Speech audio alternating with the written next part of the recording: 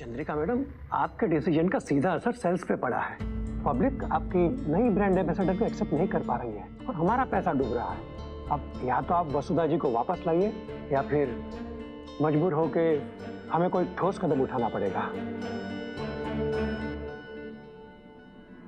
देखिए, हम आपकी परेशानी समझ सकते हैं, लेकिन सेल्स का ऊपर नीचे होना ना पहली बार हुआ है और ना ही आखिरी बार। लोगों को चेंज एक्सेप्ट करने में समय लगता है। हमें पूरा विश्वास है कि हमारा ब्रांड बहुत जल्द कामयाबी की ऊंचाइयों तक फिर से पहुंचेगा। लोग हमारी नई ब्रांड एम्बेसडर को भी एक्सेप्ट करेंगे। हम बस इतना कहेंगे कि आप हमें 2 महीने का समय और दीजिए। सेल्स में लॉस प्रॉफिट हमें भी पता है मैडम, बट आपने अचानक for no valid reason brand ambassador ही बदल दिया। इतने इलॉजिकल डिसीजन लेने के बाद 2 महीने किस आधार पर मांग रही हैं आप?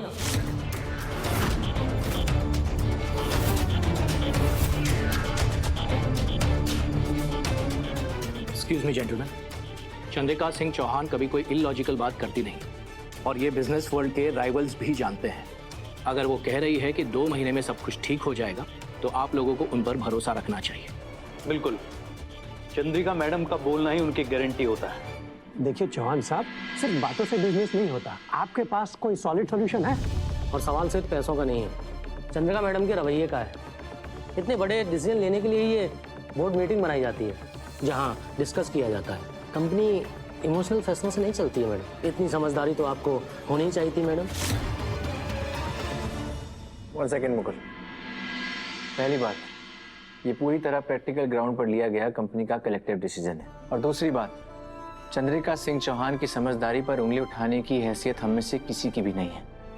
वो ये बिजनेस तब से चला रही हैं जब से आप और हम पैदा भी नहीं हुए हैं। पूरी दुनिया जानती है, शत्रु की कामयाबी के पीछे बस 2 ही रीजन है, चंद्रिका सिंह चौहान की मेहनत और उनकी रेपुटेशन। आपको बैकआउट करना है आप कर लीजिए, लेकिन एक बात याद रखिए, ये कंपनी चंद्रिका सिंह चौहान की मेहनत का नतीजा है। इन्वेस्टर्स आते हैं और आते रहेंगे।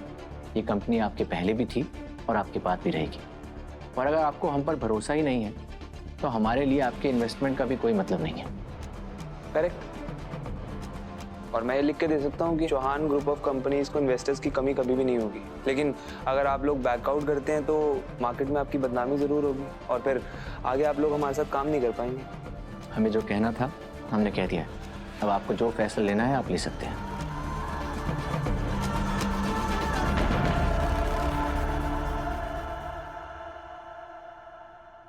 Okay then, we will stay with the company.